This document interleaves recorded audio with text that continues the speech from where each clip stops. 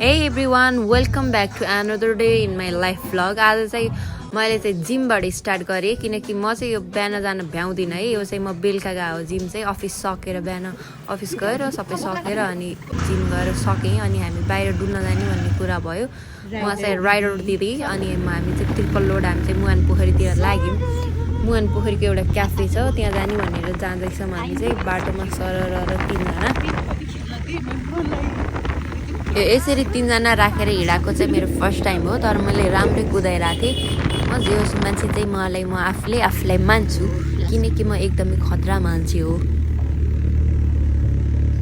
पुग्न लाग्यौँ भनेर हिँड्दा हामी पुगेको नै छैनौँ। हराउन थालिसक्यौँ पुग्यौँ भन्दै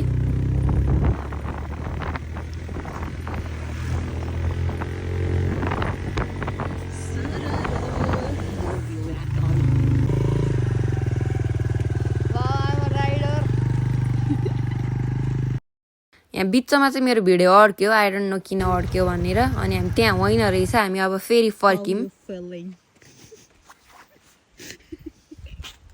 तिमी के भन्न चाहन्छौ? Lost we are lost.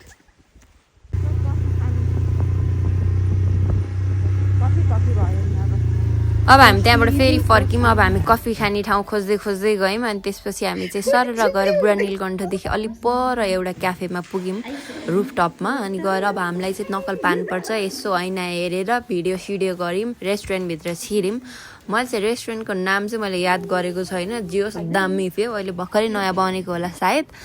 अनि हामी गएर उनीहरूले चाहिँ कफी खायो मैले चाहिँ ब्ल्याक टी खाएँ अनि चाउचाउ साँधेको खायौँ अनि त्यसपछि कुकिजहरू खाएर अनि हामी चाहिँ त्यहाँबाट अब फर्किन्छौँ। फोटोसोटो खिचेर भिडियो खिचेर भ्याएर अनि हामी निस्किन लाग्यो। अब म चाहिँ यो दुईजनालाई पछाडि राखेर सुरुरु मेरो घर लगेर जान्छु। हाम्रो चाहिँ बिचमै मेरो घर जाने प्लान भयो। अब मेरो घर गएर भात लुडाउने प्लान भएको छ हाम्रो। पंछी बन उड़ती फिरूं मस्त गगन में आज मैं हूँ बाइक पे सड़क रोड पे गुनगुनारे गुनगुनारे गुनगुनारे नानारे गुनगुनारे गुनगुनारे गुनगुनारे नानारे। This is now 3 lakes, northern 3 lakes, and this is last 3 lakes. Wow, that is Mama lakes. Mama uncle हामी चाहिँ यहाँ टाढाबाट मामालाई हेरिरहेको छौँ होइन। उहाँहरू चाहिँ मामा हो होइन। अब यो मामाहरू गएपछि चाहिँ त्रिपुर लोड हामी जान लागेको गाइस होइन। मामा चाँडो जानु न। मामाको बाइकै चलेन यार गाइस। हान्दिन जानुपर्छ त्यो यो मामा हो मामाको चलेन बाइक।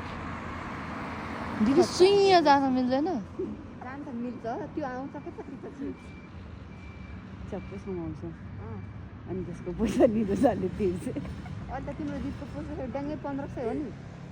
500 र 1000 कटिसक्यो अब 1500 हो दिदीको पैसा।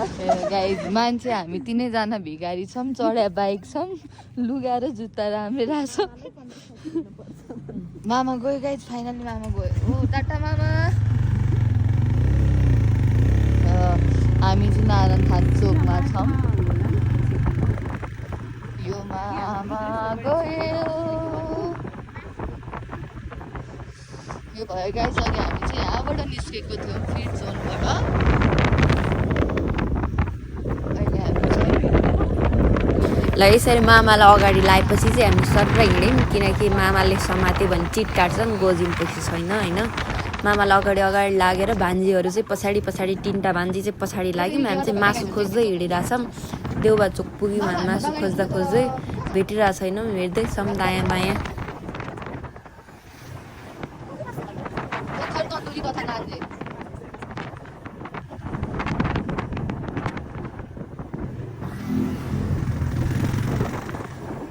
अब बाटोमा मासु त भेटिहाल्छ भन्नु होला। फेरि 9 बजिसकेको थियो अनि सबै पसल बन्द भइसकेको थियो त्यही भएर हामी चाहिँ खोज्दै हिँड्यौँ है मासु।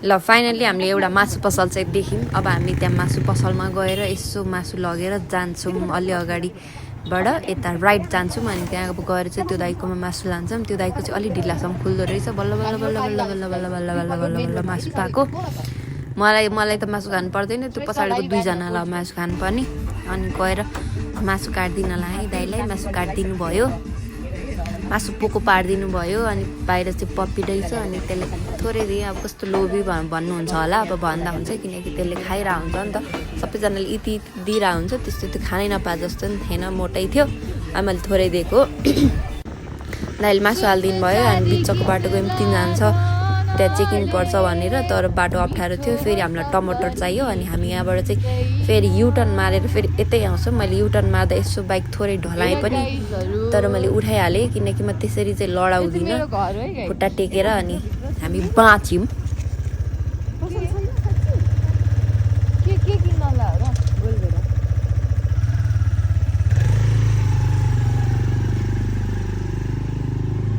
ल हेर गाइजहरू ल हेर गाइज दिदीले तिलपर लोड घुमाएर भन्न लाग्यो आइ छैन यो चाहिँ पप्पी हो अमोइन त तिमीमा छुदिन ल तर यो प्रिया हो होइन दे रे बाबा दे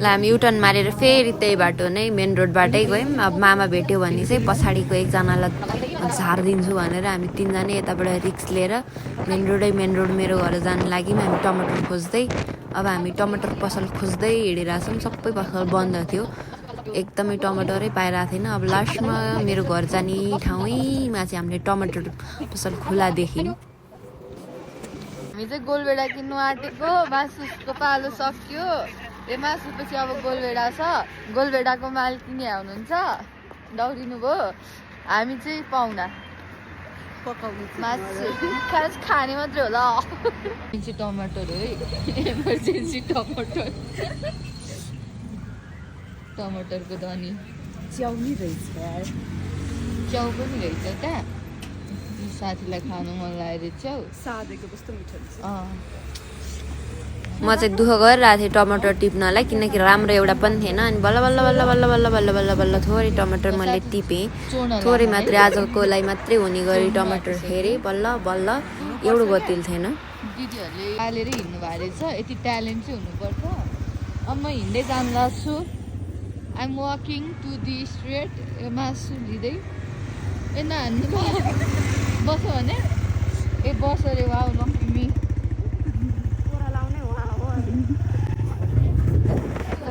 ल बाटोमा चाहिँ मामाहरू छैन रहेछन् अनि मैले चाहिँ उसलाई पनि पछाडि राखेर सर्र मेरो घर लिएँ यो चाहिँ मेरो घर आउने बाटो हो अब कसैले हेरेर चाहिँ चोर्न चाहिँ नआइदिनु होला अनि हामी चाहिँ फाइनल्ली घर पुग्यौँ निरुजालाई झारेँ मैले थोरै घुम्तीमा 3 जना घुमाउनु सक्दिनँ अनि घर पुग्यौँ हामी फाइनल्ली म चाहिँ प्रियालाई राखेर घरको आँगनमा झारिदिएँ बाइक बन्द गरेँ साँचो बन्द गरेँ म बाइक ढाक्छु अनि यहाँ फेरि दाजु बहिनीको ह्यान्ड उहाँले चाहिँ यहाँ पकाउँदै हुनुहुन्छ उहाँ चाहिँ आउनु भाँडा माझ्दै हुनुहुन्छ यहाँ चाहिँ रेडी हुँदैछ पदार्थ तालिका साथ स्वागत गर्नु होला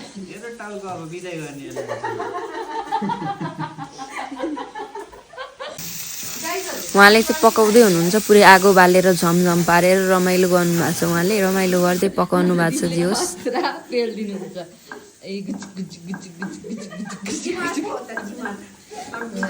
जिमरले अचार पिन्दा यसरी पिन्छन् गाइज वाह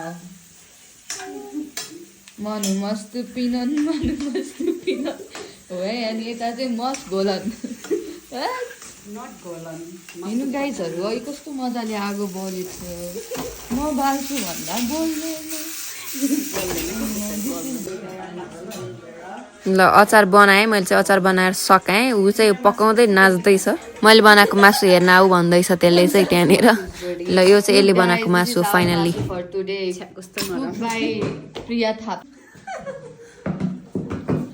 हामी सुनको थालमा खान्छौँ किनकि हामी धनी हो हाम्रो घर सुनको थाल हुन्छ ओके ल यार ल यार भात राम्ररी हाल यार माई गड पुग्यो एकैचोटि पुग्यो राम्ररी राख्नु है राम्ररी राख्ने त्यहाँ यता भने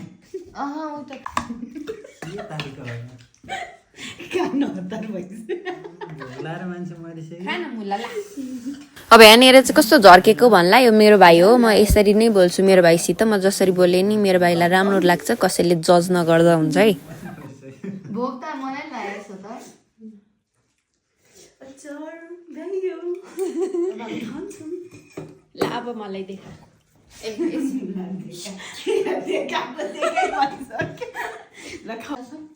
ल गाइस अब हामी चाहिँ खाँदैछौँ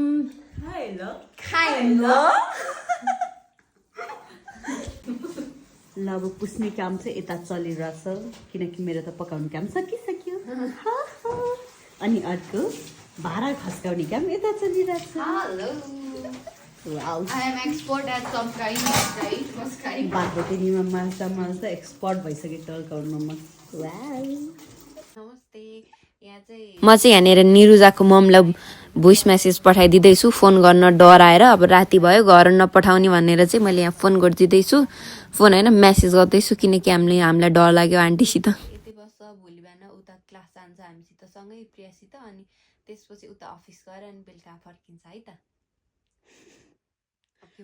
मिसन कम्प्लिटेड गाइज हामी चाहिँ अहिले हिटर ताप्दैछौँ हामीलाई भोलि बिहान अफिस जानु छ 7 बजे त्यही भएर अब हामी सुत्छौँ मुखसुख धोएर सफा भएर good night bye bye thank you for watching अनि मेरो युट्युब च्यानललाई चाहिँ लाइक सब्सक्राइब सेयर कमेन्ट सबै गरिदिनु होला थ्याङ्क यू बाई बाई